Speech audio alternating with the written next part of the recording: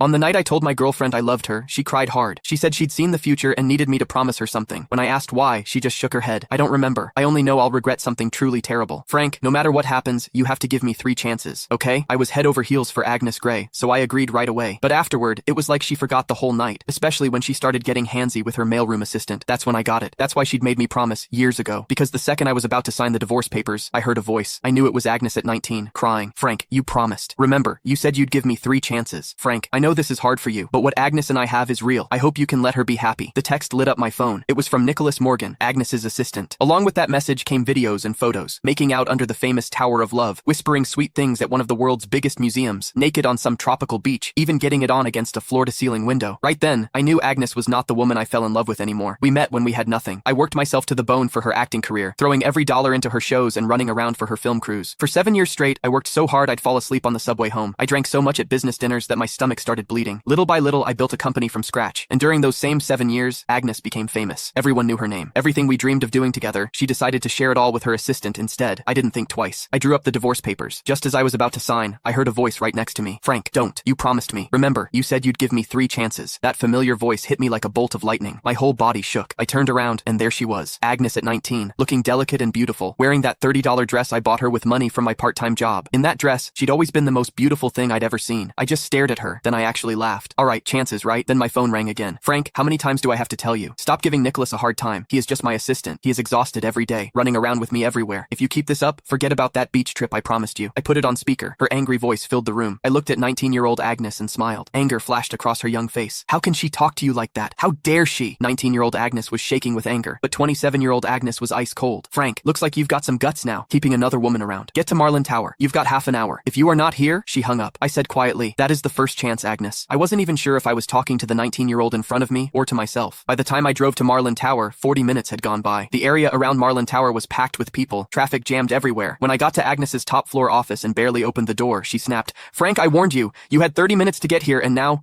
I cut her off, turned around, and flopped onto the couch like I didn't care. Nicholas was there too. He kept his head down, eyes all red, his right hand holding his left wrist. My attitude seemed to set Agnes off. She slammed her hand on the desk. Frank, what is with that attitude? You still won't admit you were wrong? But before I could say anything, Nicholas jumped in. It is nothing really, just a watch. Don't blame Frank. That just made Agnes angrier, but instead of yelling at him, she held back and softened her voice. How can you say it is nothing? He is so petty. He even tried to steal the birthday gift he gave you. Don't worry, I am not taking his side. Then she turned back to me, her voice sharp as a knife. Frank, I am giving you one last chance. Give Nicholas his watch back. I'd lost count of how many times this had happened. No matter how many times Nicholas set me up, no matter what I said, it never mattered. The woman who used to trust me completely now only doubted me. Couldn't be bothered to argue. I stood up, took off the old watch from my... Click the link in my bio to get the full story for free.